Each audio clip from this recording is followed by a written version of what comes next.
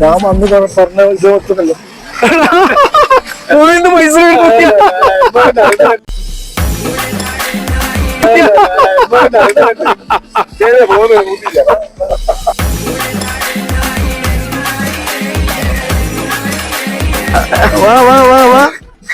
എങ്ങനെയുണ്ട് പുതിയ സാധനം?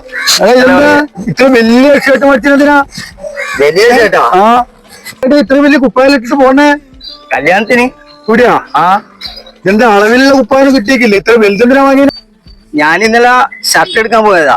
അവിടെ നോക്കുമ്പോ മീഡിയത്തിനും ലാർജിനും എക്സലിനും 5XL ഒരേ വില. ഞാൻ എന്നിട്ട് 5XL എടുത്ത് നമ്മളെന്തിനാ ചെറുതെടുത്തിട്ട് വെറുതെ പൈസ കളയുന്നു? ഒലിക്കെന്തിനാ വിട്ടു കൊടുക്കുന്നു വെറുതെ?